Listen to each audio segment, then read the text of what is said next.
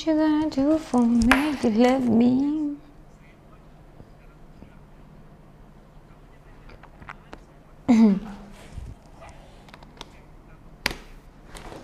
Ke rumah ni dahsyat mas.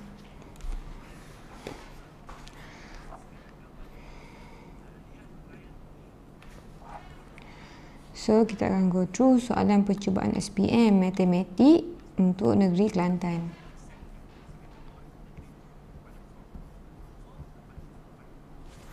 Okey, 1 darjah 1 menunjukkan satu jatah kates lah.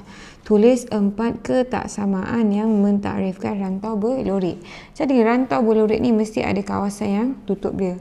Kalau kita tengok ada 4 garis lah. 1, 2, 3, 4. Kalau yang dot ni kita tahu dia okey macam ni kan. Kalau maksudnya dot maksudnya garis ni tak termasuk. Ni adalah garis ni adalah Y sama dengan 8. Kalau kita tengok dia dekat bawah garis. Bila bawah garis dia mesti lagi kecil daripada 8. Sebab 8 tak termasuk, jadi just macam ni je lah. Okey. Lepas tu yang menegak ni, ini adalah X sama dengan negatif 12 punya garis. Kalau kita tengok dia ke kanan. Kalau ke kanan dia lagi besar. Dan kita tahu dia garis putus-putus, jadi dia tak termasuk. Jadi X lagi besar daripada negatif 12. So yang ni kita panggil garis padu, garis putus-putus lah. Okay. Lepas tu yang ni, yang garis bawah ni, ini adalah Y sama dengan 0. Jadi kita tengok dia atas garis Y sama dengan 0. Jadi kita tahu Y lagi besar sama dengan 0. Kenapa ada sini? Sebab ni adalah garis padu, bukan garis putus-putus. Okey. So yang last adalah garis mana dia yang belum? 1 dah, 2 dah, 3. Okey, garis yang sengit ni. Jadi garis yang sengit ni Y sama dengan MX tambah C. So kita tengok C dia adalah 8 sebab dia lalu paksi Y dekat 8. Lepas tu kita tengok negatif 8. So kita boleh cari M sama dengan negatif pintasan Y bagi pintasan X. Negatif pintasan Y adalah 8, pintasan X adalah negatif 8. So kita dapat 1 lah, negatif 8 per negatif 8. Jadi Y sama dengan M dia 1, X lah, tambah C adalah 8. Jadi Y sama dengan X tambah 8. Okay, 1X samalah dengan X. So dia tengok dia menghala ke atas. Bila menghala ke atas dia lagi besar. Y lagi besar. Tengok garis dia. Dia garis padu. Jadi lagi besar sama dengan X tambah 8. 2. Diberi luas segitiga A berubah secara langsung dengan pemala K. Okay, kita tahu ni pemala dia. Kalau berubah secara langsung mesti ada satu pemala yang sama dengan tinggi X dan tapak Y.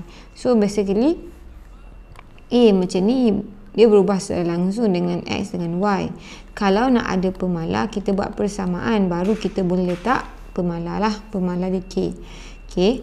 Raju mempunyai sekeping cardboard berbentuk segitiga dengan X dan Y masing-masing 80 dengan 48. So dia ada segitiga. X ni tinggi, Y ni tapak. So dia ada segitiga, X ni tinggi. So segitiga dia X tinggi 80, lebar dia adalah 48. Hitung luas, hitung nilai K jika luas cardboard tu adalah 15360. Okey, seterusnya hitung nilai A jika Raju mempunyai sekeping lagi cardboard dengan X dan Y di mana nisbah. Okey. So kita buat yang mula-mula dulu. Dia kata hitung nilai K jika luas dia adalah 15360. Jadi luas ni A sama dengan 15360. X dia, ni X ni Y betul tak? Ke terbalik. X dia tinggi, sorry, ni X. Yang ni Y. Y dia adalah 48. Jadi kita tahu X sama dengan 80, Y sama dengan 48. Jadi K ni, nak cari K, A sama dengan KXY. K sama dengan A bahagi dengan XY. A sama dengan 15360 bahagi dengan 80 darab dengan 48. So guna kalkulator. So 1515360 bahagi dengan 80 darab dengan 48 dapat 4. So ni sama dengan 4. Okey. Jadi kita dah ada A sama dengan 4XY. So ni baru persamaan dia lah. So dia sambung lagi soalan. Hitung nilai A jika raju mempunyai sekeping lagi kad. Okey, so dia ada satu lagi kad. Dia kata X dan Y, jumlah X dan Y, dia kata X tambah Y sama dengan 180, di mana nisbah X kepada Y, X kepada Y sama dengan 5 kepada 4. So kita tahu hasil tambah dia 180, di mana hasil tambah nisbah dia adalah 9. Jadi X sama dengan 5/9 darab 180 sama dengan berapa? Y sama dengan 4/9 darab 180 sama dengan apa? So ni 20 dapat 100, ni dapat 80. Jadi sekarang ni dia dah bagi X dengan Y, dia nak suruh cari A. So just ganti je lah, A sama dengan 4XY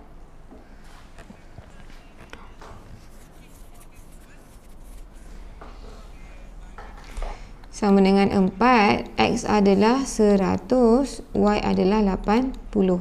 Jadi bila kita kira tu, kita dapat 32,000.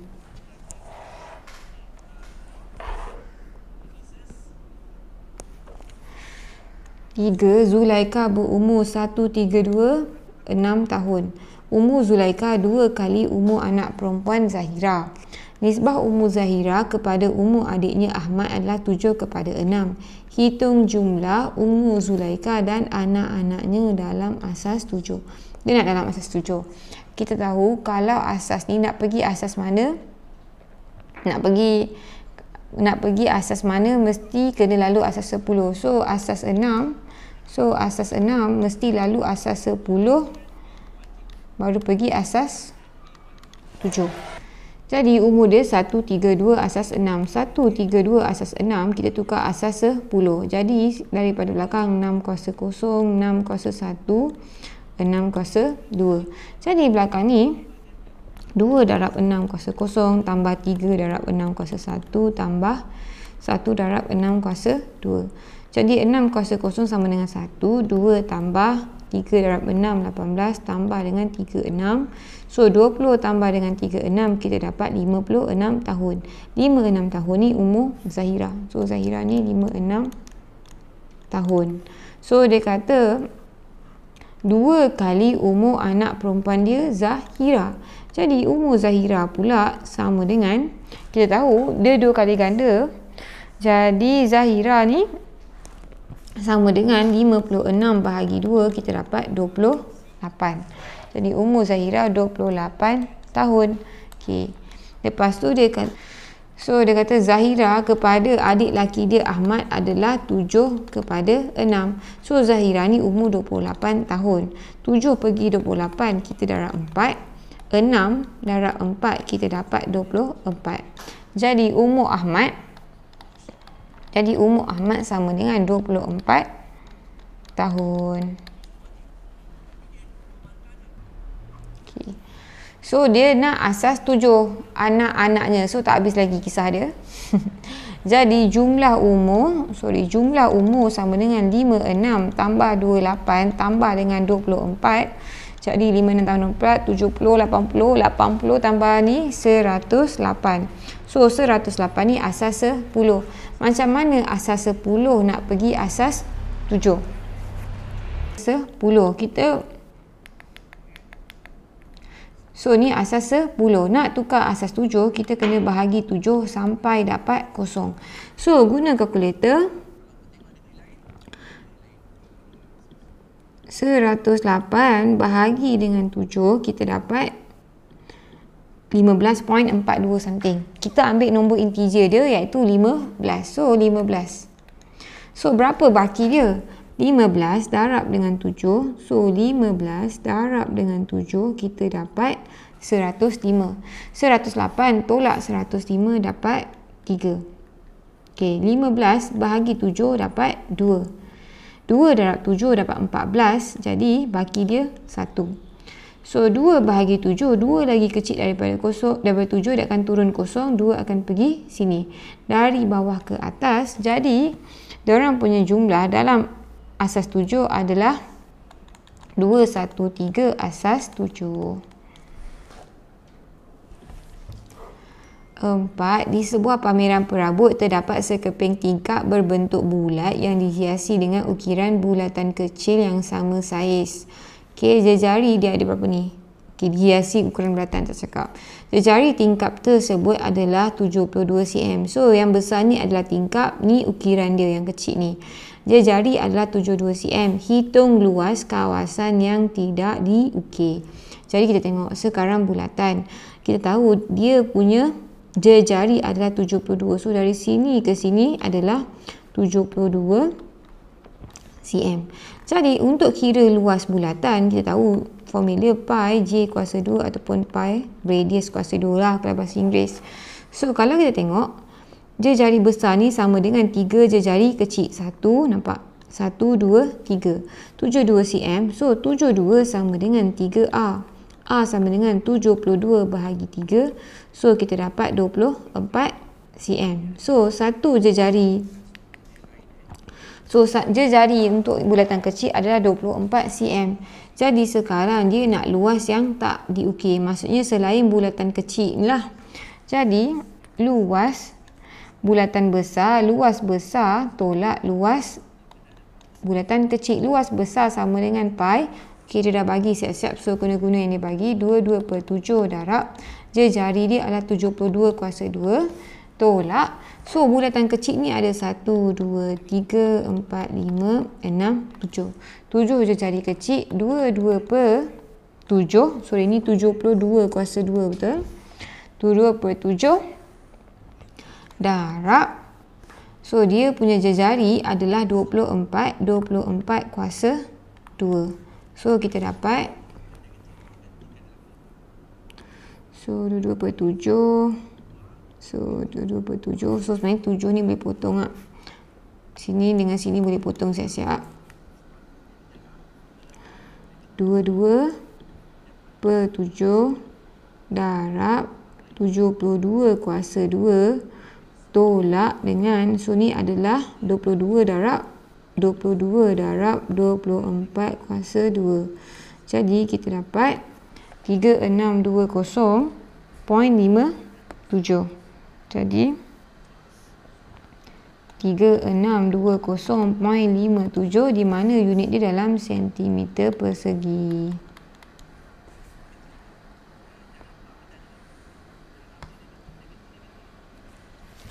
5. Tentukan sama ada hujah berikut sah atau tidak. Bagi hujah sah, tentukan sama ada munasabah atau tidak munasabah. Jadi tengok, semua nombor perdana adalah nombor ganjil. Jadi semua dia cakap pasal nombor perdana, ni adalah yang statement pertama, ni adalah statement kedua. Jadi 3 adalah nombor perdana. Jadi 3 ni adalah A. Dan 3, jawab kesimpulan dia 3 mestilah B. 3 adalah nombor ganjil. So benda ni adalah sah. Lepas tu dia kata munasabah atau tidak munasabah. Nak tahu munasabah atau munasabah, kenyataan dia mesti betul lah. Semua nombor perdana adalah nombor ganjil. Jadi benda ni adalah tidak munasabah. Kenapa? Sebab 2 adalah nombor perdana. Jadi dia sah tapi dia tidak munasabah. Okey. B. Tentukan implikasi P jika dan hanya jika Q bagi implikasi di bawah. Seterusnya tuliskan kontrapositif bagi implikasi berikut. Okey, so jika A ialah nombor ganjil, ni adalah jika P, maka ini adalah Q. Jika P, maka Q. Nampak, kita bulat siap-siap. So, dia nak P jika dan hanya jika Q. Jom, P kita, A ialah nombor ganjil. A ialah nombor ganjil. P, jika dan hanya jika. Tambah sini, jika dan hanya jika. Q kita, A tidak boleh dibahagi tepat dengan 2. A tidak boleh dibahagi tepat dengan 2. Okey. Kontra positif. Ia macam ni. Yang sekarang ni jika P, tengok, jika P maka Q. Okey. Bila songsang, jika bukan P maka bukan Q. Kalau kontra positif ni dia terbalik yang songsang ni. Jika bukan Q maka bukan P.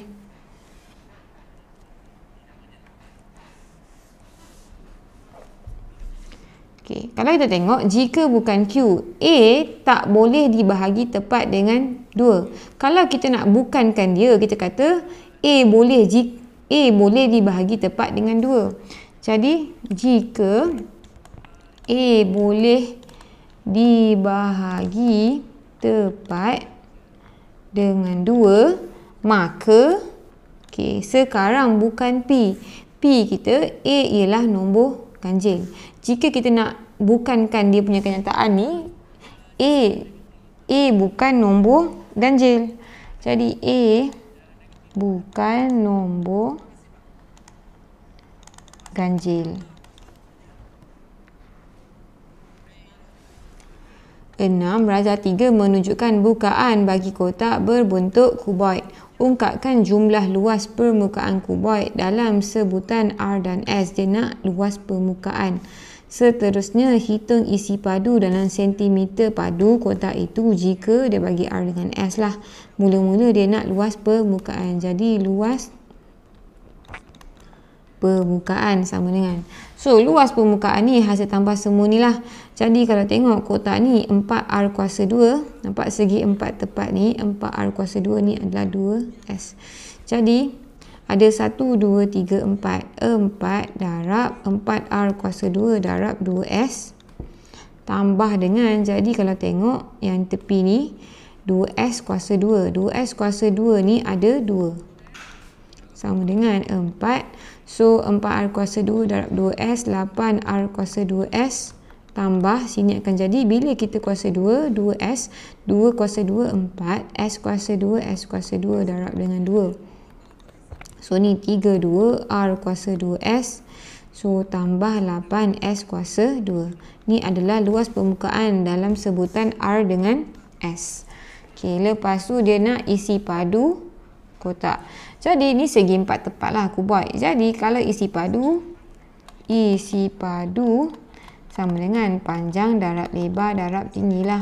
Jadi, dia punya panjang ni adalah 4R kuasa 2 darab dengan lebar kotak ni adalah 2S. Tinggi dia pun adalah 2S. Jadi, kita dapat 4 darab 2 darab 2 dapat 8 darab 2, 16. So, R kuasa 2, S kuasa 2. So, nilai ni dah bagi. R sama dengan 4. So, 16 darab 4 kuasa 2. S adalah 6.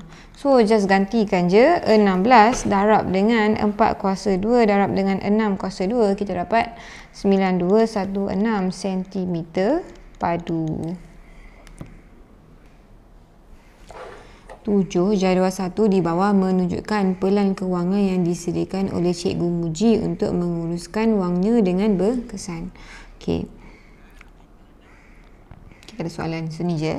So, hitung pendapatan aktif. Pendapatan aktif ni, yang apa yang dia bekerja untuk dapatkan duit tu. So, pendapatan bersih dia ada 1, 2, 3, 4. So, gaji guru tuition, sewa dengan dividen saham. Jadi, pendapatan aktif yang dia bekerja, yang dia bekerja untuk dapatkan duit tu adalah yang ni lah. So, 5,500 dengan 2,000. Jadi, 5,500 tambah dengan 2,000 dapat 7,500. Pendapatan pasif di mana yang ni adalah sewa dengan dividen. Dia tak bekerja untuk dapatkan income ni lah, untuk dapatkan income ni. Jadi, ini adalah 1,550 tambah dengan 600. Jadi, kita dapat 2,150. So, ni ada RM lah, RM. So 3 perbelanjaan tetap, maksudnya perbelanjaan yang dia tak boleh tukar, memang sama je every month. So ansuran rumah, ansuran kereta. So ibu bapa pemberian dia boleh tukar-tukar, barangan dapur pun boleh tukar-tukar, utility rumah pun sama, depends. Kalau guna sikit bayar sikit, guna banyak bayar banyak, petrol pun sama. So yang tetap adalah pemberian ibu bapa dengan dapur. Yang tetap adalah rumah dengan kereta. So sampai sini 1,200 tambah dengan 750 dapat 1,950. Jadi perbelanjaan tak tetap yang boleh berubah-ubah adalah yang 4 tadilah, iaitu 600 tambah 500 tambah 300 tambah 250, kita dapat 1,650.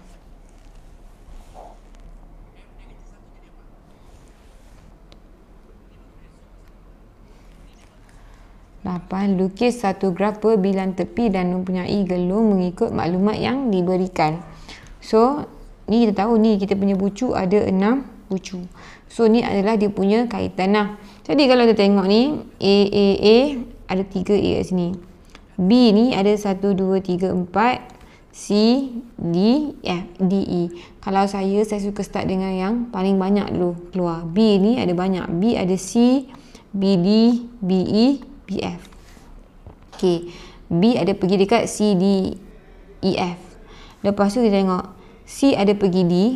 Okay, maksudnya C dengan D kena dekat-dekat.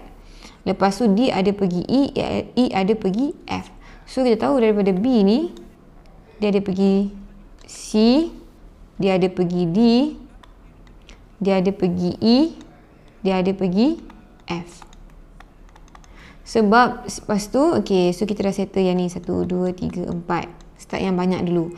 Lepas tu C ada pergi C ada pergi D 2 kali, maksudnya dia ada patah balik. Okay, dah settle. D ada pergi E.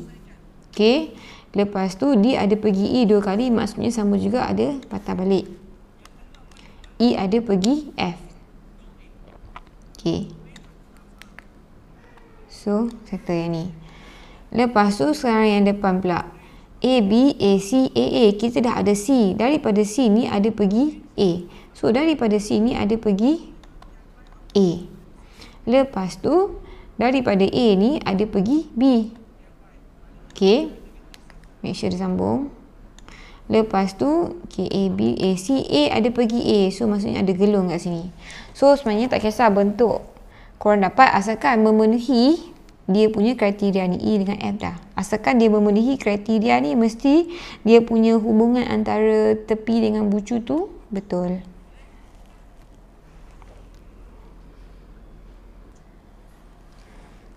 Sembilan, Encik Khairil mempunyai polisi insurans perubatan dengan Kudus Insurans dengan peruntukan deductible 800 dan fasa penyertaan co-insurans 80-20. Bila cakap pasal co-insurance, maksudnya bayar sama-sama. Macam ni. Bayar sama-sama tapi deductible ni yang dia kena tanggung. Okey. Hitung bayaran kos yang ditanggung oleh Kudus Insurans dan Encik Khairil sendiri jika kos perubatan dilindungi polisi sejumlah 2,500. So, polisi tanggung 2,500. So, kita tahu daripada 2,500 tu kita ada deductible. Deductible ni yang mana dia kena tanggung adalah 800. So bila kita tolak 2,500 tolak 800 dapat, so 22500 tolak dengan 800 dapat 21,700. So ni 21,700. Ni daripada nilai ni yang dia co-insurans bersama-sama. Jadi insurans tu tanggung 80%. Darab dengan 21,700 sama dengan, so 80 per 100 darab dengan 21,700 dapat 17360.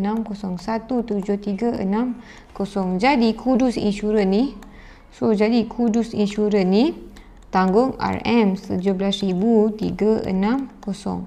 Lepas tu dia co-insurance kan. So Encik Khairil ni darab dengan 21,700. So yang ni adalah co-insurance. Tapi jangan lupa 800 ni dia kena bayar seorang. So yang dia kena bayar adalah 20 per 100, 20 per 100 darab dengan 21,700 tambah 800. So dapat 5140. Jadi Kudus Insurans tanggung 17,360. Encik Khairil pula tanggung RM 5140 daripada kos. Okay, 10. Rajah 4 menunjukkan dua segitiga bersudut tegak ACE dan DBE. So ACE dengan mana D? DBE. Okay. BCE garis lurus dan AE sama dengan DE sama dengan 8 cm. Jadi AE ni 8 cm. DE ni AE dengan DE ni pun 8 cm. Okay, hitung nilai X. So apa yang kita boleh buat? So soalan macam ni kita kena guna trigo lah. So guna formula apa-apa yang korang guna. Saya tak handsome. Kalau saya handsome tentu tak single. Okay, so sekarang kita tengok. Kalau X ni dia dekat kawasan BE, betul? Kawasan BE. So kalau kita tengok daripada BE ni kita ada sudut 30 darjah. So ni adalah sudut bersebelahan. Kita ada hipotenus. Formula yang guna bersebelahan dengan hipotenus adalah cos. So kita tahu cos 30 sama dengan BE bahagi dengan, sekarang BE bahagi dengan hipotenus adalah 8. BE sama dengan 8 cos 30. Jadi guna kalkulator 8 cos 30 kita dapat 6.928. Jadi BE sama dengan 6.928. Kita nak X, kita baru ada BE. So kita boleh cari CE tak? Boleh. Kita ada segitiga ni, nampak? Ni 45, ni adalah CE. Dan kita tahu BE sama dengan BC sama dengan BE tolak CE. So ni 45, ni 8. So kita boleh cari CE. Ni 45 darjah. Kita nak cari CE. CE adalah bertentangan. Sisi bertentangan sini adalah hipotenus. Formula yang guna T dengan H adalah sin. Jadi kita tahu sin 45 sama dengan CE per H ataupun per 8. CE sama dengan 8 darab dengan sin 45. Jadi guna kalkulator 8, mana 8? 8 sin 45 kita dapat 5.657. 6569 pun boleh. 657. So 5.657. So kita dah ada CE dan kita boleh cari X. So X sama dengan BE tolak CE sama dengan 6.928 tolak 5.657. So kita dapat 6.928 tolak 5.657 1.271. Jadi 1.271. 11. Min bagi set nombor adalah 7. So hitung nilai K. Macam mana nak kira min? Min sama dengan hasil tambah semua nombor bahagi dengan berapa nombor yang ada. Jadi kalau tengok balik kita ada 1 nombor, 2 nombor, 3, 4, 5, 6, 7. Ada 7 nombor. Jadi N kita ni sama dengan 7. So nombor kita tadi K tambah dengan K tambah 4 tambah K tambah 8 tambah 3K tolak 4. So sebab dia tambah je, so tak ada kurungan pun tak apa, sama je. Kalau tolak kena careful sikit lah, takut bila tolak-tolak jadi tambah kan. So yang ni 2K tambah 3 tambah 2K tambah 3 tambah K tolak 1 tambah 4K sama dengan 7. Sebab dia dah bagi min adalah 7. So 7 darab 7 kita dapat 49. So kita ada 1, 2, 3, 6, 7, 8, 9. 9 tambah 4, 13K. 13K. Lepas tu nombor dia 8 tambah 4, 12. Okay, so 4 ni sorry boleh potong. So 8 tambah 3, 11. 11 tolak 1, 10. Jadi 49 sama dengan 3K tambah 10. 13K sama dengan 49 tolak 10 dapat 39. K sama dengan 39 bahagi 13 sama dengan 3. Jadi K sama dengan 3. Okay. Sekarang cari jumlah antara kuartal. Nak tahu jumlah kuartal ni kena tahu Q3 tolak Q1. So kena tahu nombor dia. So nombor pertama K. K sama dengan 3. Nombor kedua K tambah 4. 3 tambah 4, 7. Nombor ketiga 3 tambah 8, 11. 4 ni 3 darab 4. 3 darab 3, 9. 9 tolak 4, 5. Yang nombor kelima 2 darab 3, 6. 6 tambah 3, 9. K tolak 1. K ni tadi berapa? 3. 3 tolak 1, 2. Lepas tu 4K. 4 darab 3 adalah 12. So kena susun ikut turutan. So paling kecil sini 2, 3, 5, 7. Betul tak? 3 dah. 5, 2, 3, 5, 7. 9, 11 dengan 12. So kita ada 7 nombor betul. Jadi 7 nombor ini adalah tengah-tengah, median. Jadi antara dua nombor ni Q1 adalah tengah-tengah antara nombor ni, sini adalah Q1. Dan tengah-tengah antara tiga nombor ni, sini adalah Q3. Jadi jumlah antara kuartal sama dengan Q3 tolak Q1 sama dengan 11 tolak 3. Jadi jawapan dia 8. So D cari sisihan piawai. Jadi sisihan piawai ni kena tahulah nak guna formula. Jadi EX kuasa 2 per dengan N tolak dengan min kuasa 2. Jadi kena cari dulu EX kuasa 2. EX kuasa 2 ni hasil tambah semua ni kuasa 2. So 2 kuasa 2 tambah 3 kuasa 2 tambah 5 kuasa 2 sampailah 12 kuasa 2. So dapat berapa? So kita boleh tambah satu-satu macam ni, ataupun boleh guna direct guna calculator. Tak apa, saya tunjuk. Okay, kalau guna calculator direct, just tekan shift. Tapi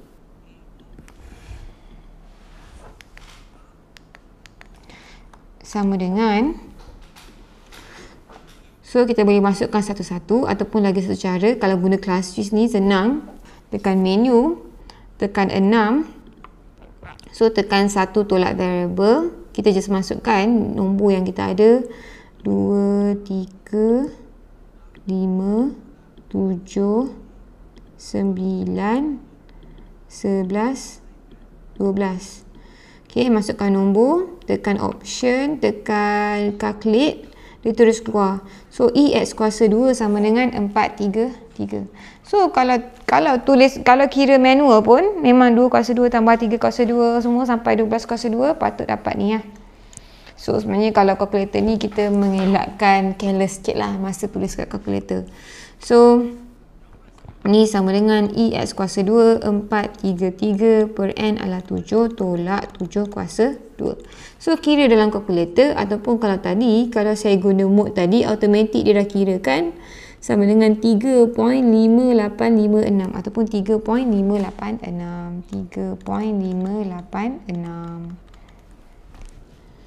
So kita kira manual, tengok macam mana. So punca kuasa 2 433 bahagi dengan 7 tolak dengan 7 kuasa 2. So kita dapat 3.586. So sama lah. So jimat masa lah sikit. 12 diberi M darab dengan matriks ni dapat identiti matriks. So M darab dengan matriks songsang, kita dapat identiti matriks, matriks identiti. So sama juga kalau kita nak cari M, kita kena cari dia punya matriks identiti lah. So matriks M adalah matriks songsang kepada yang ni. So cara nak buat matriks songsang, 1 per A ditolak BC, kita buka kurungan, ni terbalik dengan ni, negatif 6, 9. So 3 akan jadi negatif 3. So A dengan D akan terbalik, ni A, B, C, D. A dengan D akan terbalik, so ni akan jadi D, ni akan jadi A. B dengan C akan tukar simbol. Okay. A ditolak BC, jadi A D 9 darab dengan D adalah negatif 6. Tolak B adalah 3, C adalah, mana C kita, negatif 8. So dalam kurungan ni D dengan A akan terbalik, 9 dengan negatif 6 akan terbalik, so negatif 6, 9.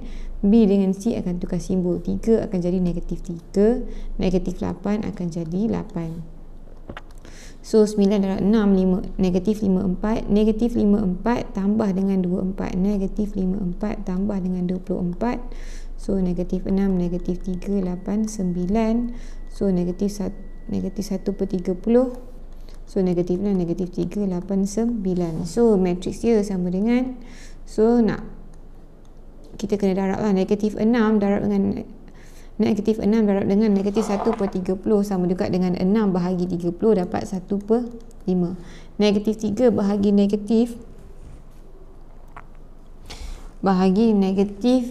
30 dia akan jadi positif, positif 1 per 10. 8 bahagi 30 dapat 8 bahagi 30 dapat 8 bahagi negatif 30 dapat negatif 4 per 15. Saya kecilkan terus. 9 bahagi 30 dapat jadi negatif 9 per 30, ataupun negatif 9 per 30 boleh bahagi 3 dapat 3 per 10.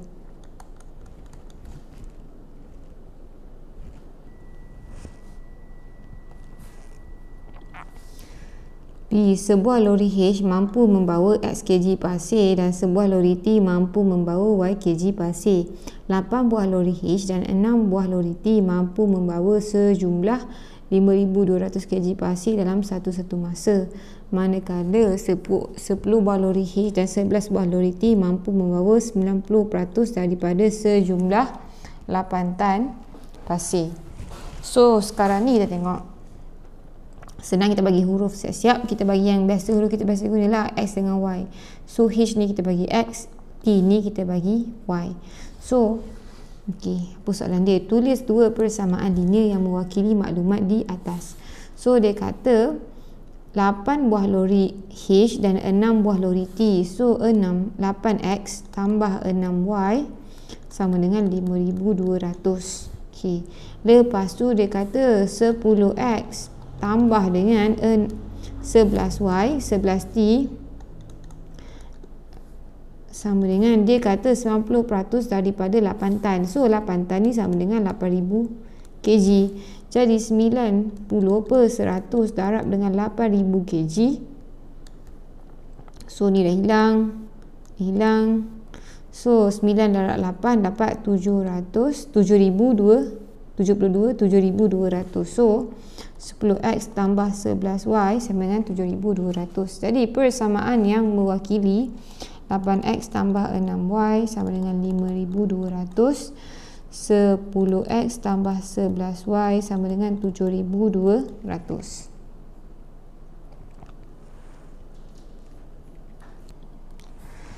Seterusnya dia nak suruh guna kaedah matriks hitung X dan Y. So mula-mula kita keluarkan. So 86 ni 86, 10, 11 kita keluarkan XY sama dengan 5,200 dengan 7,200. So sekarang macam ni. Untuk kita nak XY, kita kena bawa pergi belakang jadi matriks songsang. Jadi matriks songsang ni macam ni. Macam soalan yang atas tadi, soalan A tadi, 1 per A ditolak BC kurungan A dengan D akan terbalik, B dengan C akan tukar simbol. Jadi bila dia pergi belakang 1 per AD, so ni A, B, C, D. AD 8 darab 11 tolak BC. B adalah 6, C adalah 10. Okey. Di mana A dengan D akan terbalik, 11 dengan 8 akan terbalik, B dengan C akan tukar simbol. Jadi 6 ni akan jadi negatif 6, 10 akan jadi negatif 10. So kita akan darab dengan 5,200, bawah akan jadi 7,200.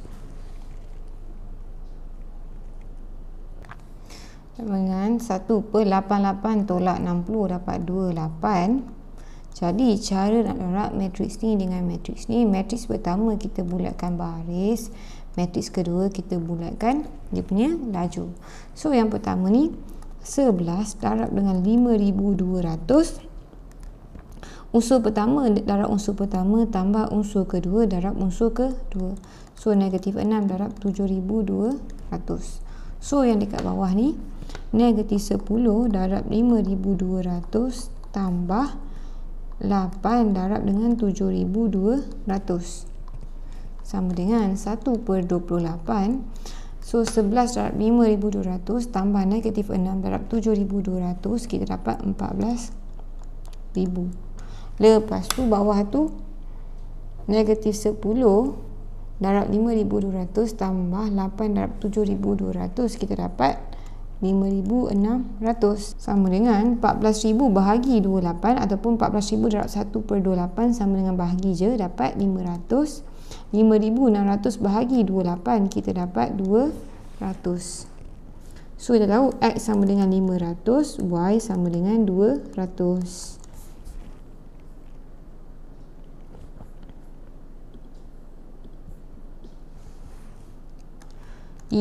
Jadual 2 menunjukkan laju dan masa bagi satu zarah dalam tempoh 12 saat.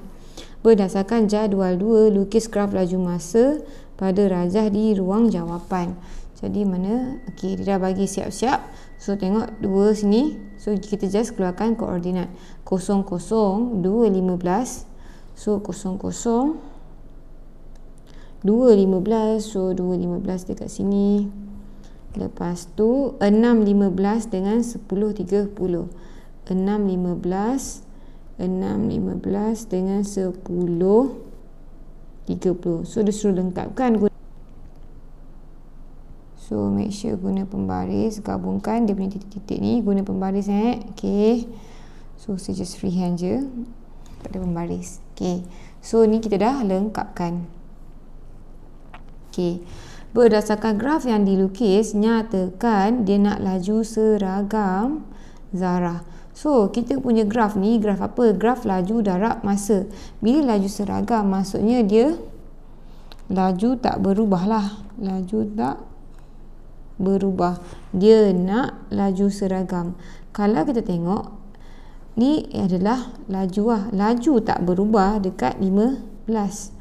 So laju seragam adalah pada 15 meter per saat. Okey.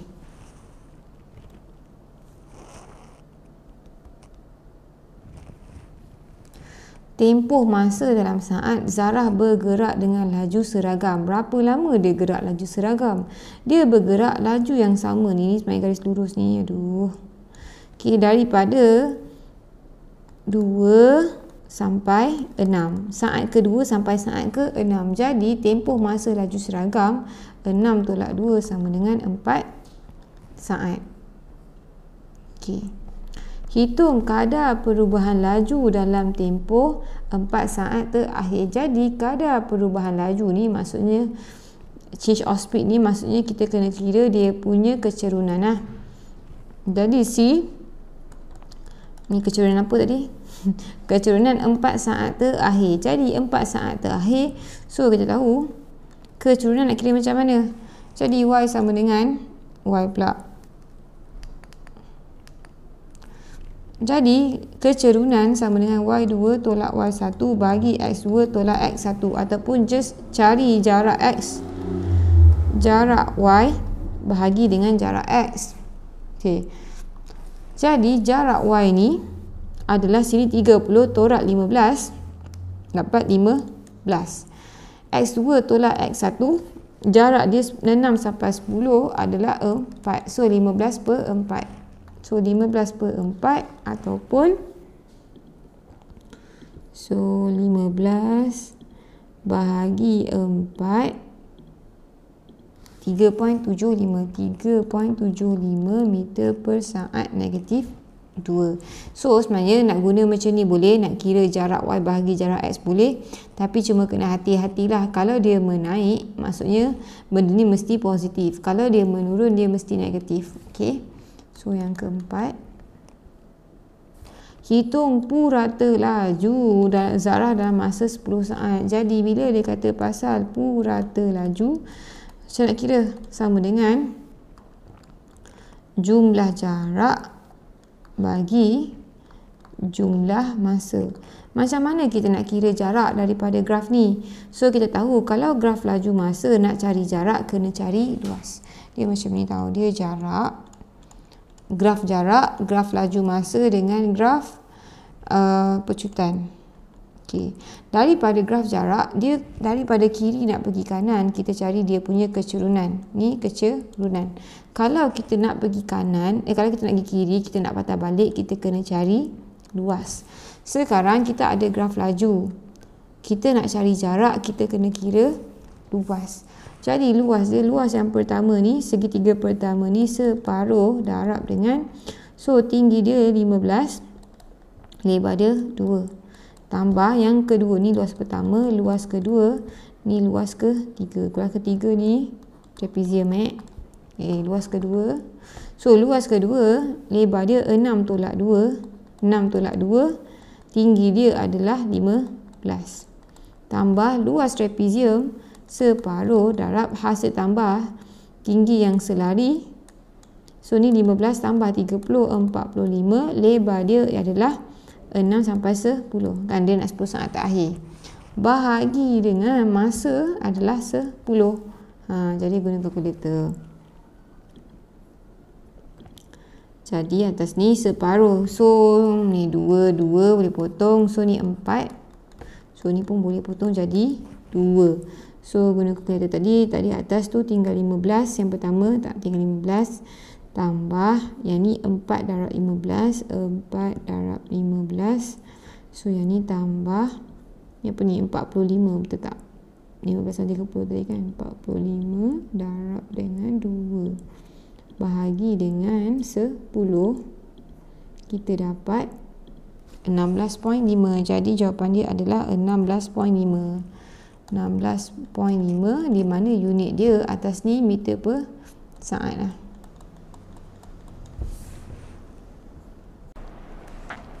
14. Pada tahun 2020, Encik Faris dan isterinya mendapat gaji tahunan sebanyak RM79,450 dan RM56,540. Mereka masing-masing mendermakan 645 kepada badan kebajikan yang diluluskan.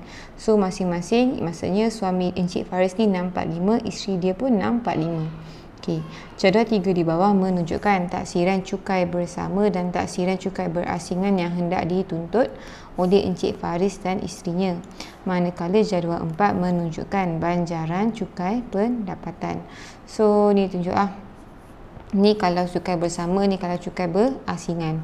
So ni dah siap tambah siap-siap. Ni pendapatan bersama, ni kalau asing, pengecualian cukai. So kiranya 1290 ni dia tambah dua-dua lah.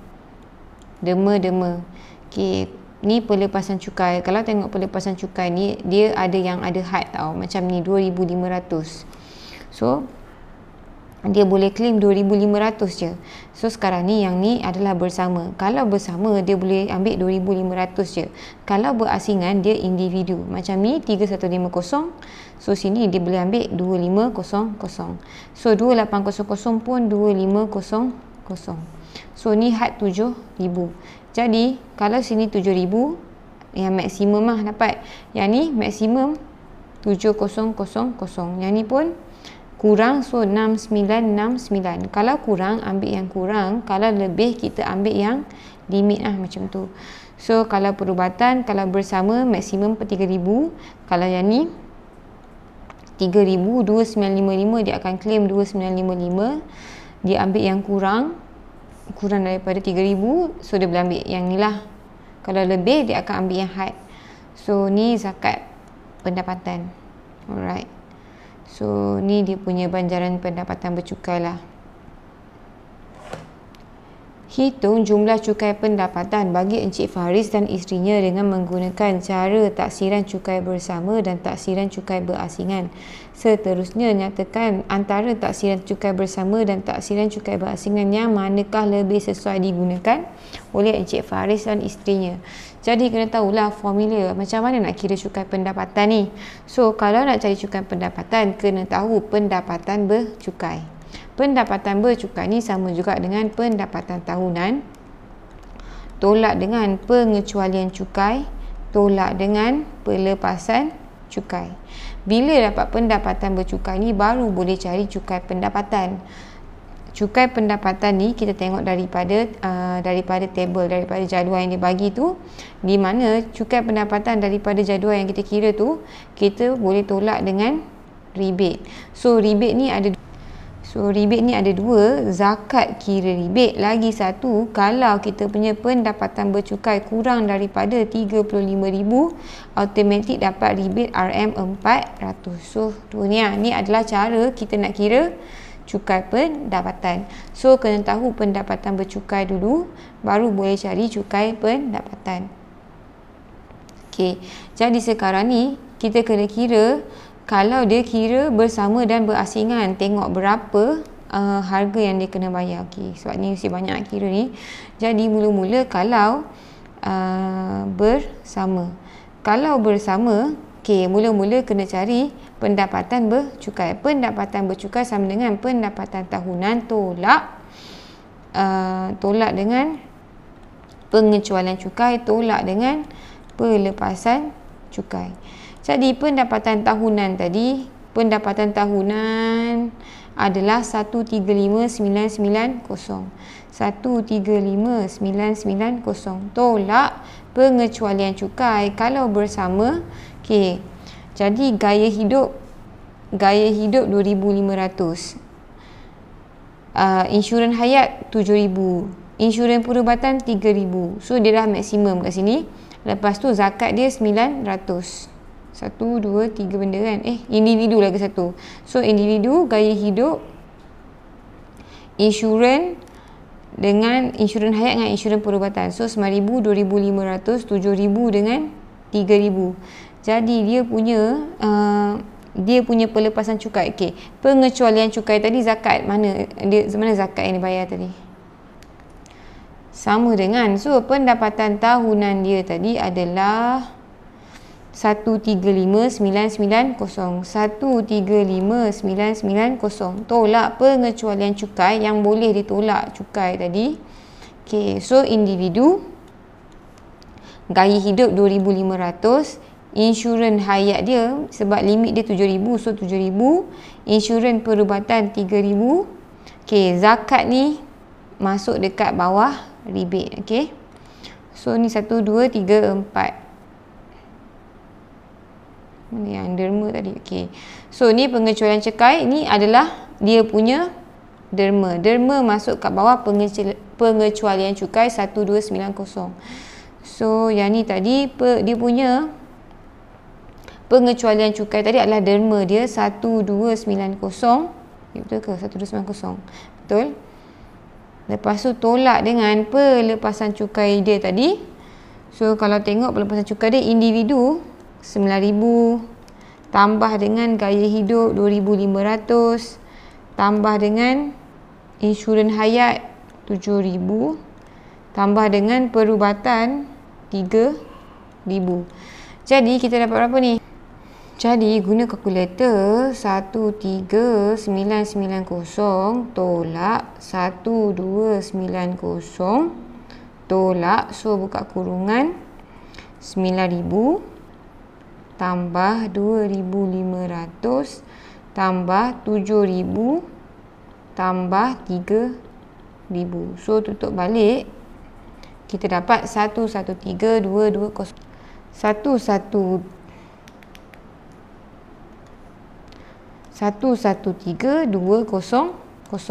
Jadi cukai pendapatan tengok daripada jadual 113,200 ni ada dekat mana? So dia ada dekat 100,000 sampai 250,000. Jadi dekat sini. So 100,000 yang pertama dia kena charge 10,900. Baki dia kena charge 24%. So dia kira macam tu. Jadi untuk mula-mula tu dia kena charge 10,900 untuk 100,000 pertama. Baki dia kena charge 24%. So kita kira daripada sini 113,200 tolak dengan 100,000 yang dia dah charge tu, darab dengan 24%. Lepas tu cukai pendapatan kita boleh tolak dengan rebate jika ada. So rebate ni termasuklah zakat. So tadi ada zakat dia 900. So ni adalah dikira sebagai rebate. So dia boleh tolak dengan 900. Jadi bila kira kita dapat,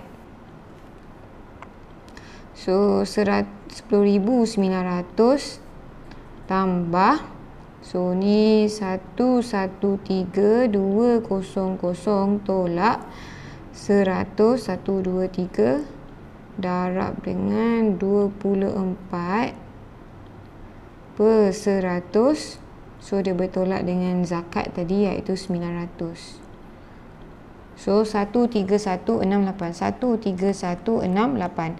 Kalau pendapatan cukai bersama dia kena bayar RM 13,168.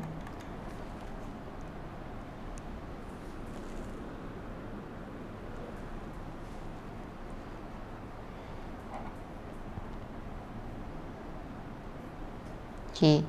Kalau dia kira asing,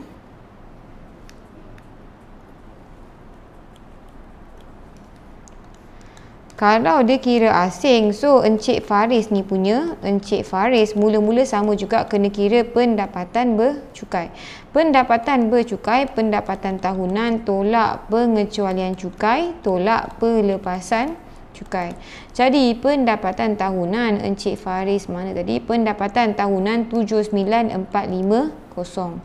Jadi 79,450 tolak pengecualian cukai dia bayar tadi derma 6. Berapa? 645 tadi. 645 tolak pelepasan cukai. Jadi pelepasan cukai yang dia layak tadi adalah individu 9,000, kaya hidup 2,500. Ni isteri dia, ni dia yang depan ni, Encik Faris ni, 9,000, 2,500, 7,000, 3,000. So dia boleh ambil sampai had je lah. Lebih had tak boleh claim lah. So 9,000, 2,500, 7,000 dengan 3,000. Okey. Jadi okey. 9,000 tambah 2,500 tambah dengan 7,000 tambah dengan 3,000. Jadi just guna kalkulator. Kalau guna kalkulator ni sepatutnya dapat 57,305. So ni adalah dia punya pendapatan bercukai. So 57,000 dekat sini. Okey, dia dah masuk kawasan ni. Jadi 50,000 pertama dia kena bayar 1,800. Baki dia kena bayar 14%. So 50,000 pertama 1,800. So 50,000 pertama dia kena bayar 1,800.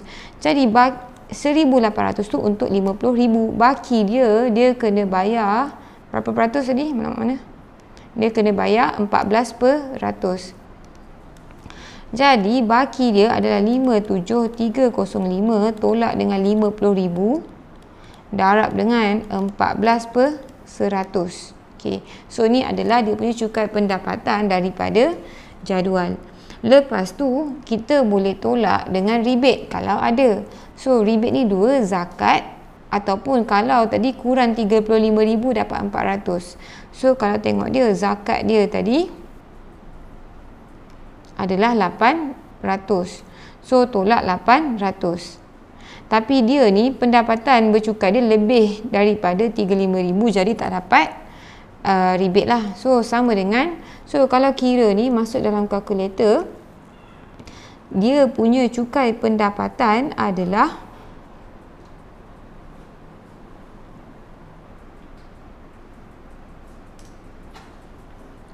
RM2022.70.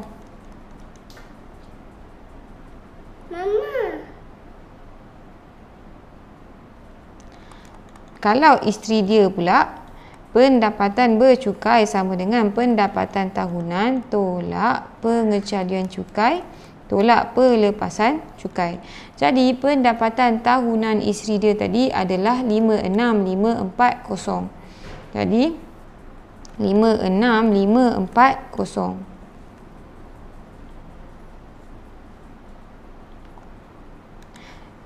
Jadi pengecualian cukai dia ada bagi derma 645 tolak dengan pelepasan cukai yang dia layak. So 9,000, 2,500, 6969 dengan 2955. Jadi tolak dengan dia punya pelepasan 9,000 tolak dengan 2,500 tolak dengan berapa tadi, 6969 tolak dengan 2955. Jadi pendapatan bercukai dia adalah 34471. So tadi kalau dia punya cukai pendapatan ni kurang daripada pendapatan bercukai kurang 35,000, dia dapat rebate 400.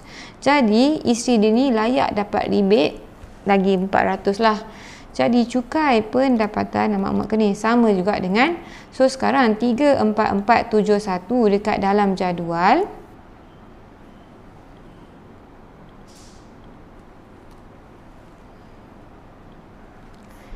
Jadi dalam jadual dekat sini, sebab 20,000 sampai 35,000, dia bawah 35,000. Untuk 20,000 pertama dia kena bayar 150. Jadi untuk 20,000 pertama dia kena bayar 150.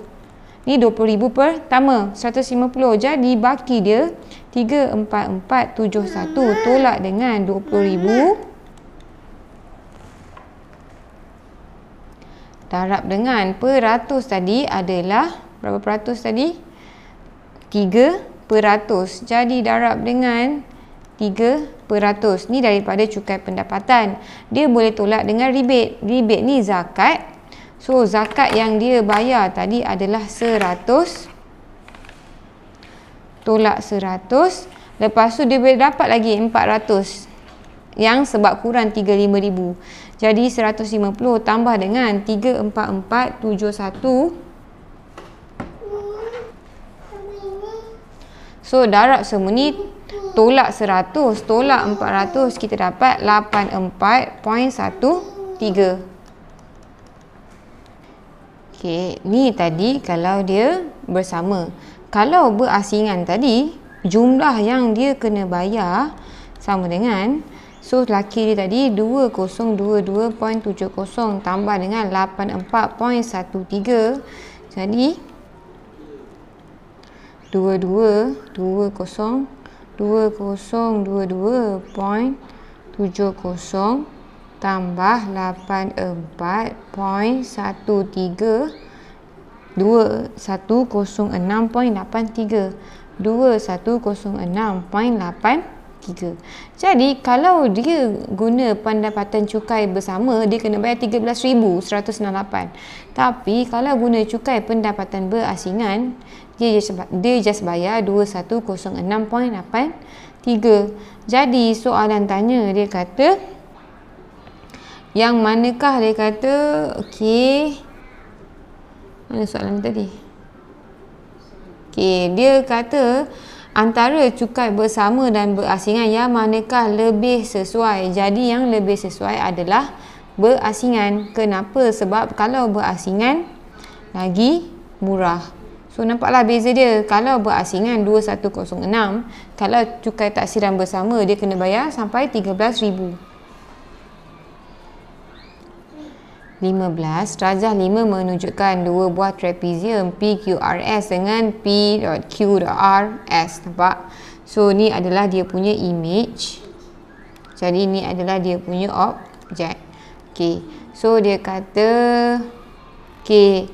Jadi yang ni adalah image bagi PQRS di bawah gabungan transformasi AB. Bila dia kata transformasi AB, kita tahu B akan jadi dulu, baru dia jadi A. Jadi untuk soalan ni tak semestinya satu jawapan je. Kadang-kadang kita boleh ada few jawapan untuk soalan yang sama. Asalkan bila kita buat transformasi tu, kita dapat jawapan yang sama lah.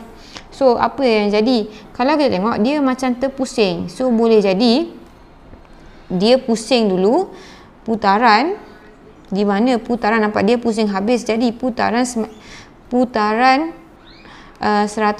darjah. Lepas tu dia jadi pembesaran. Kalau putaran kita tengok, kita gabungkan okey, bucu yang sama, jadi R dengan R yang satu ni, jadi jarak dia 1, 2, 3, 4. Jadi boleh jadi kalau titik putaran dia dekat sini, bila dia pusing dia akan berhenti dekat sini. So atas ni 1, 2, 3, 4, 1, 2, 3, 4, 1, 2. Okey, nampak tak? Kalau putaran pada titik ni, maksudnya bila dia pusing dia akan berhenti dekat sini, dekat titik R ni.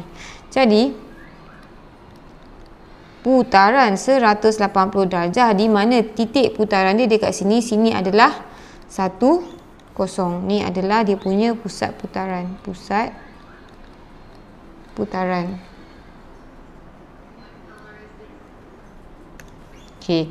Lepas dia berhenti kat sini, dia boleh besarkan dengan guna titik yang sama. Jadi dia besarkan titik yang sama. Just kalau tengok jarak yang sama sini 1, 2, 3, 4. Bila dia membesar 1, 2, 3, 4, 5, 6, 7, 8. Jadi skala dia sama dengan image bahagi dengan objek, 8 bahagi dengan 4. So skala dia adalah 2. So kita boleh check sisi lain pun memang berganda. Kalau sini 1, 2, sekarang 1, 2, 3, 4. Jadi kita boleh kata dianya adalah pembesaran dengan skala K sama dengan 2.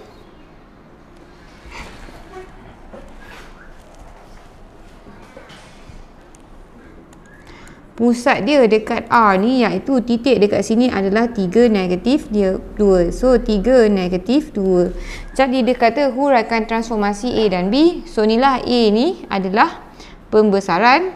So just salin balik, ni adalah pembesaran dengan dia punya skala K sama dengan 2, di mana pusat pembesaran dia adalah, pusat dia dekat R tanda ni, iaitu 3 dengan negatif 2. Nampak sini negatif 2. So sini pusat dia 3, negatif 2.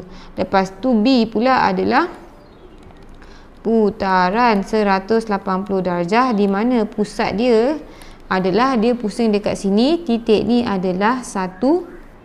Jadi 1, 0.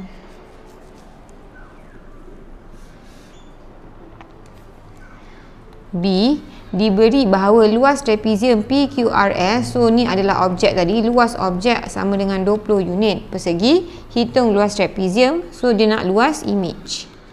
Jadi dalam unit persegi. Jadi macam nak kira? Jadi formula dia kita tahu luas image sama dengan luas objek darab K kuasa 2, ataupun K kuasa 2 darab dengan luas objek. Jadi luas objek 20 unit. Skala dia adalah 2 kuasa 2, 20 darab 2 kuasa 2, 20 darab 4 sama dengan 80 unit persegi. So ni kalau buat nanti buat dekat tempat dia lah, ni sebab nak senang nampak soalan lah saya buat macam ni.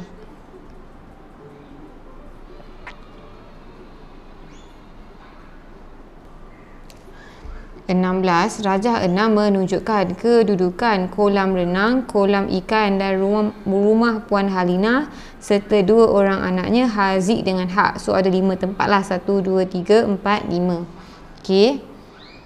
Kolam renang yang dibina adalah berjarak sama antara ketiga-tiga rumah Puan Halina, Haq dengan Haziq. Jadi kolam renang kat sini, ni titik ni. So jarak sini ke sini. Jadi kolam renang tu pergi sini dengan pergi sini adalah sama. Betul? Berjarak sama. Soalan dekat bawah. So A, berdasarkan rajah 6 di atas, cari koordinat kedudukan kolam renang. Tadi dia nak kolam renang. So kita tahu kolam renang ni tengah-tengah. Kalau tengok Halina dengan rumah Hak ni dah ada koordinat. Jadi kita boleh cari titik tengah. Jadi ni soalan yang pertama tadi. Jadi koordinat kolam renang. Jadi koordinat kolam renang sama dengan titik tengah antara Hak dengan Puan Halina. Jadi titik tengah X1 tambah X2 bahagi 2, Y1 tambah Y2 bahagi 2. Jadi X1, tak kisah ni 1 ataupun ni 1 pun boleh. So ni negatif 6 tambah 2 bahagi 2. Y1 tambah Y2 bahagi 2. Y1 negatif 2 tambah 4 bahagi 2. Jadi negatif 6 tambah 2 negatif 4 bahagi 2 negatif 2. Negatif 2 tambah 4 bahagi 2. So ni 2 bahagi 2 1. Jadi koordinat kolam renang ni adalah negatif 2 1. 2. Hitung jarak antara rumah Hak dan kolam renang tersebut. Jadi rumah Hak dengan kolam renang, so nak kira jarak ni, nampak ni sebenarnya hipotenus. Jadi jarak dia sama juga dengan jarak pada paksi X, X1 tolak X2 kuasa 2 tambah dengan jarak pada paksi Y, Y1 tolak Y2 kuasa 2. Di mana? So jarak dekat X, so negatif 6, so ni tadi negatif 2. So negatif 6 tolak negatif 2 kuasa 2 tambah, jadi Y 2, so ni negatif 2 tolak dengan 1. So negatif 2 tolak 1 kuasa 2 sama dengan negatif 6 tambah 2 negatif 4 kuasa 2 tambah 3 kuasa 2. So negatif 3 kuasa 2. So kalau guna kalkulator kita dapat 5 je lah. So 4 kuasa 2 tambah 5 tambah 3 kuasa 2, punca kuasa 2 dapat 5. So jarak dia adalah, sini adalah 5 unit. Okey.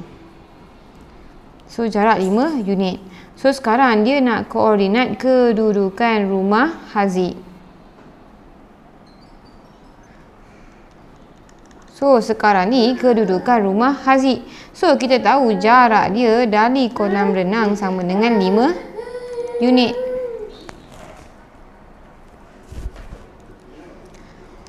Jadi jarak daripada kolam pergi rumah Haziq ni 5 unit. So nak kira jarak sama juga dengan jarak X kuasa 2 tambah jarak Y kuasa 2, kita guna ni. Kenapa kita guna macam tu? Sebab so kita tahu jarak dia adalah hipotenus. So ni X, ni Y. Jadi hipotenus sama dengan punca kuasa 2 X kuasa 2 tambah Y kuasa 2. Jadi X2 tolak X1, kalau sini X2 adalah 2, 2 tolak negatif 2, 2 tolak negatif 2 kuasa 2 tambah dengan jarak Y, Y2 tolak Y1, Y tolak 1 kuasa 2 sama dengan 5. So sekarang ni bila kita nak hilangkan punca kuasa 2, kita bawa pergi sebelah, dia akan jadi kuasa 2. So 2 tolak-tolak akan jadi 2 tambah 2. So ni 4 kuasa 2 tambah Y tolak 1 kuasa 2 sama dengan 25. So 16 tambah, so kita kembangkan Y kuasa 2, 2 darab negatif 1 darab Y dapat negatif 2Y. Jadi 1 kuasa 2 tolak 25 sama dengan 0. So Y kuasa 2 tolak 2Y. 16 tambah 1, 17. 17 tolak 25, kita dapat negatif 8 sama dengan 0. So kita pun faktorkan. So 8 ni sama dengan 4 darab 2 kan ni. So ni 4 darab 2. Bila 4 darab 2, so negatif 2 sini mesti negatif lah. So Y tolak 4 dengan Y tambah 2 sama dengan 0. So sama ada Y sama dengan 4 ataupun Y sama dengan negatif 2. Kalau kita tengok ni, dia dekat bawah paksi X, jadi tak mungkin Y sama dengan 4. Jadi Y sama dengan negatif 2. So yang dia nak apa koordinat ke? Dia nak koordinat kedudukan rumah Haziq adalah 2 negatif 2. So ni adalah 2 negatif 2. So koordinat kedudukan kolam renang tadi adalah, ni adalah negatif 21, negatif 21 ni adalah 5. Okey, jadi B, berdasarkan rajah 6, kedudukan kolam ikan terletak atas garis lurus yang menghubungkan rumah Haziq dengan kolam renang. Cari kecerunan garis lurus. Dia nak kecerunan yang menghubungkan kolam renang dengan rumah Haziq. Jadi ini mana kolam renang? So kolam renang kat sini, rumah Haziq dekat sini, kecerunan. So kecerunan antara kolam renang, so kolam renang ni tadi negatif 21 dengan rumah Haziq. Rumah Haziq tadi kita dapat 2 negatif 2, betul tak? 2 negatif 2. Jadi kecerunan dia M sama dengan Y2 tolak Y1 bahagi X2 tolak X1. Jadi Y2 adalah yang ni, so ni X2 Y2, yang ni X1 Y1. Jadi Y2 dia negatif 2 tolak Y1 dia 1.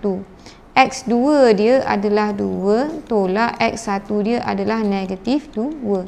Jadi yang ni negatif 3 per 2 tambah 2, 4. Jadi kecerunan dia negatif 3 per 4. Jadi yang ni M sama dengan negatif 3 per 4. So 2, koordinat kedudukan kolam ikan.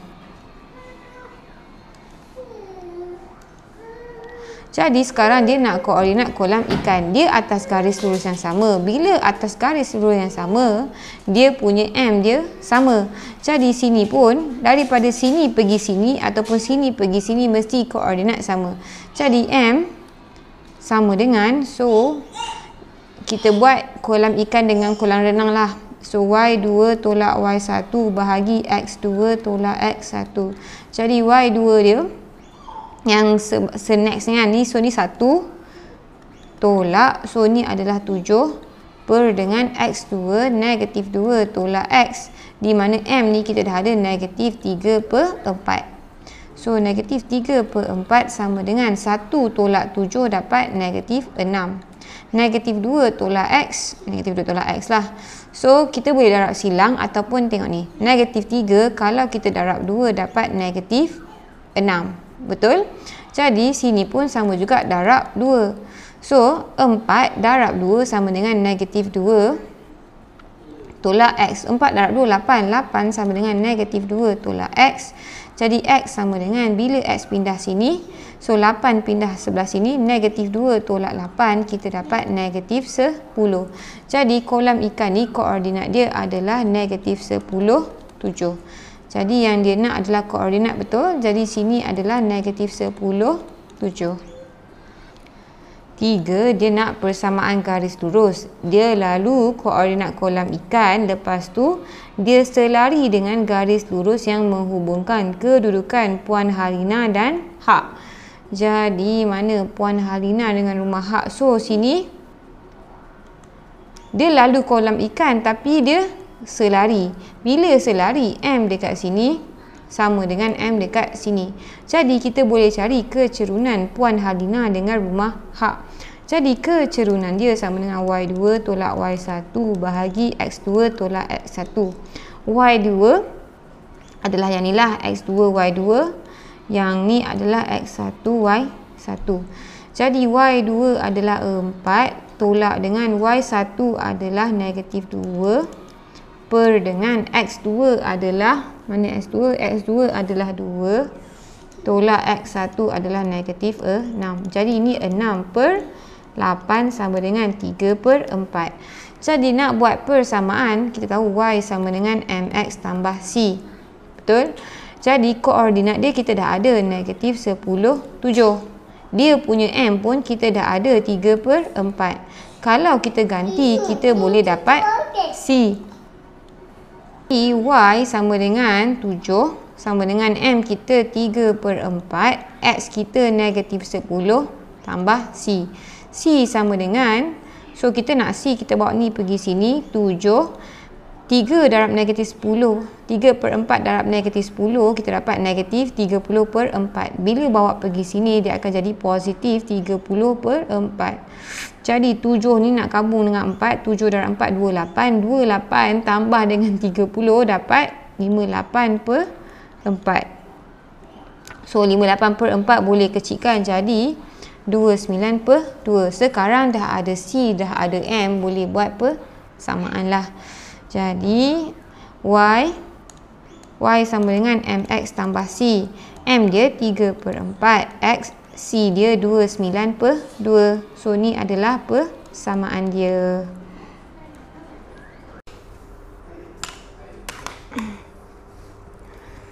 So 17 darjah 7.1 menunjukkan bentuk kek yang ingin ditempah oleh Cikgu Alam bagi meraihkan sambutan kemenangan keceriaan kelas beliau. Kek 2 tingkat terdiri daripada gabungan sebuah kuboid dan sebuah silinder berjejari 14 cm. So ni yang dia nak tempah. Jumlah isi padu kek dalam darjah 7.1 adalah, so isi padu dia 34998 cm padu. Cikgu Alam kemudiannya ingin menukar kek berbentuk silinder kepada kek berbentuk kubus seperti darjah 7.2 tanpa mengubah jumlah isi padu asal. Jadi dia nak tukar jadi kek ni tapi isi padu dia sama. 1. Hitung tinggi dalam sentimeter kek berbentuk silinder. Bundarkan jawapan betul kepada 3 angka bererti.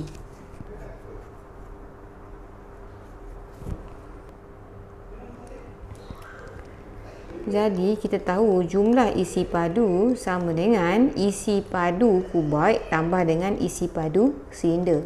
Jadi isi padu ni dia dah bagi 34998. Isi padu kuboid ni sama dengan panjang darab lebar darab tinggi.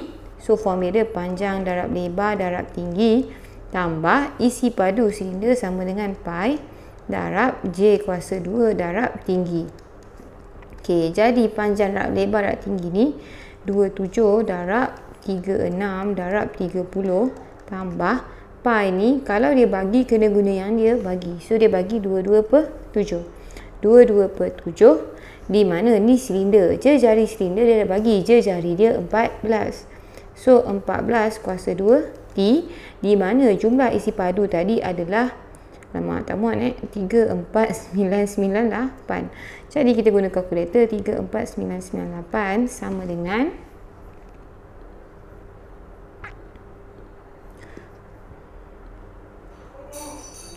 so sekarang 27 darab 36 darab dengan 30 kita dapat 29160. 29160 tambah so 22/7.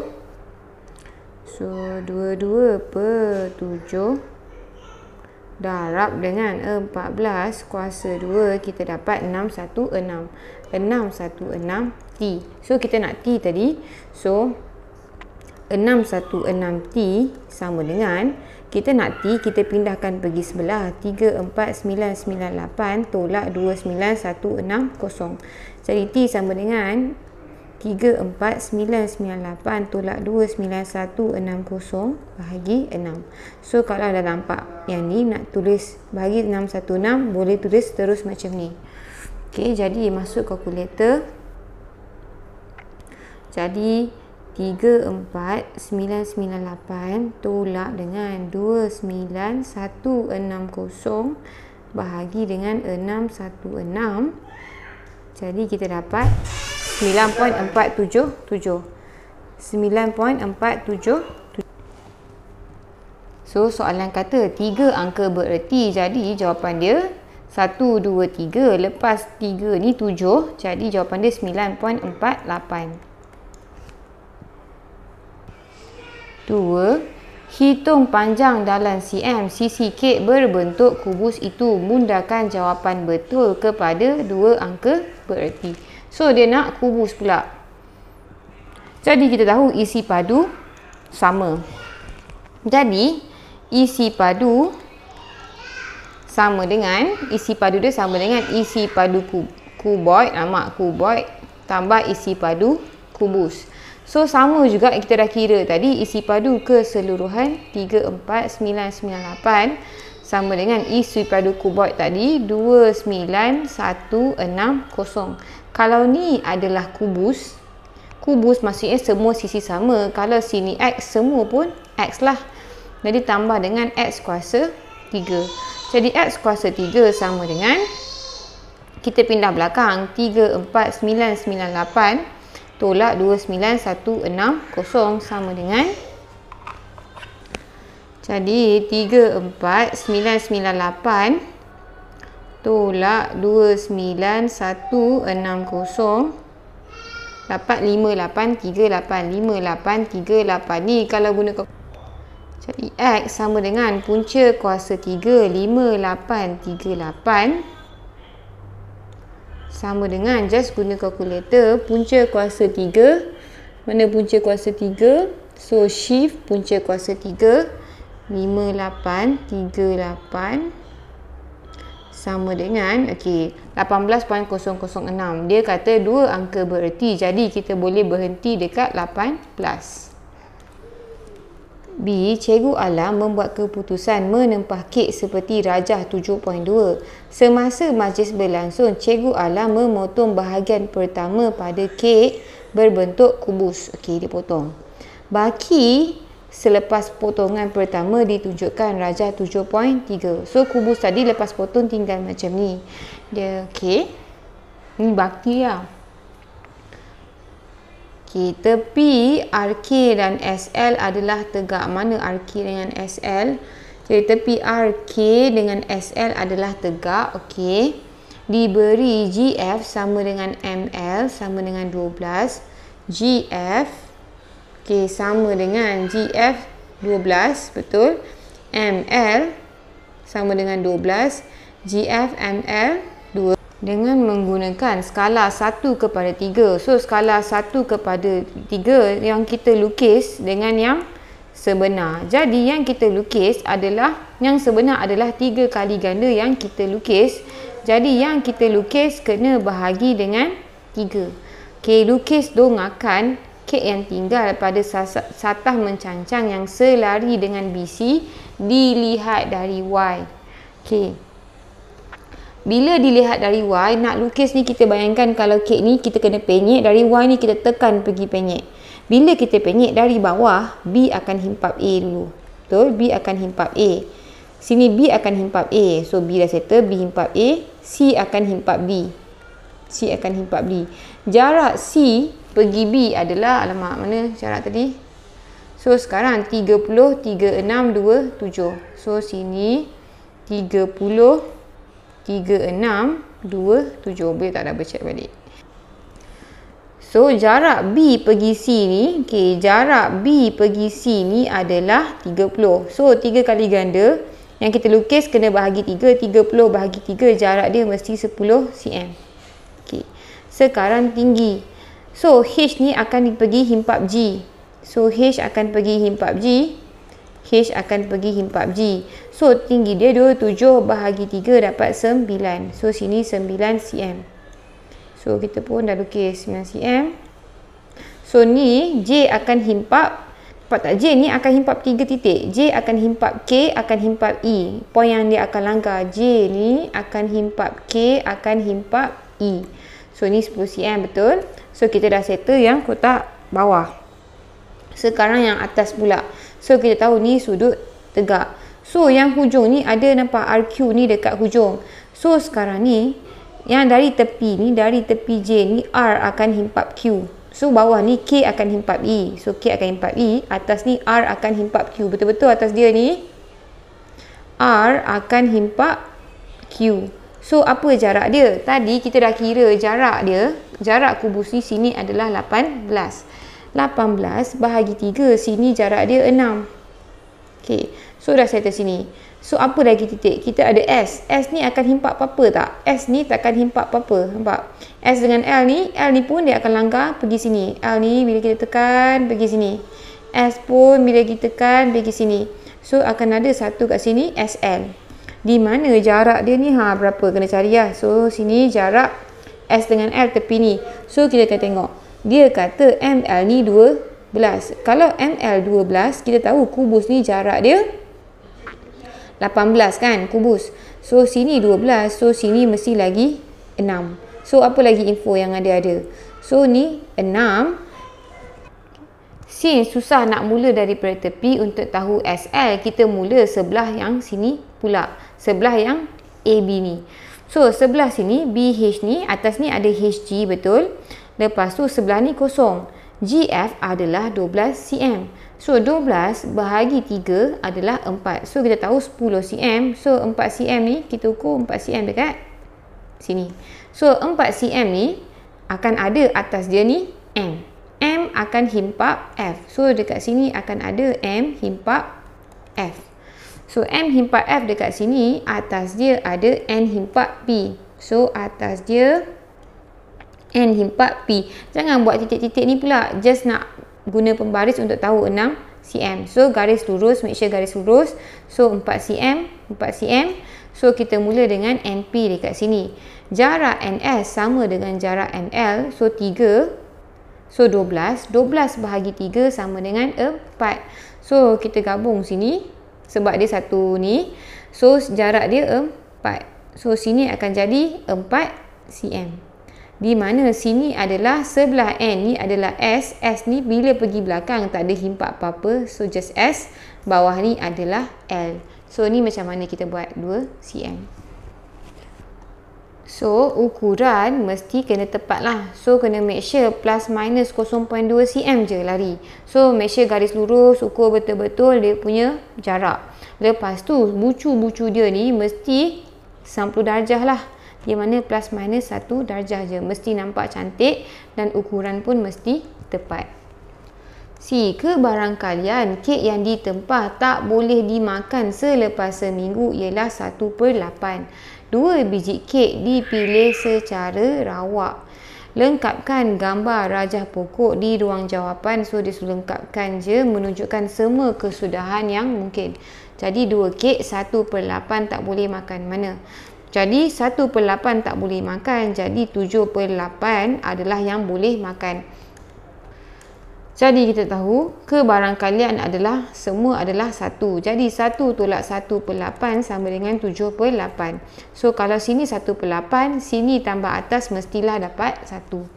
So 78 18. 78 1/8. Sorry, 1/8. Okey, kita dah lengkapkan. Lepas tu dia nak apa?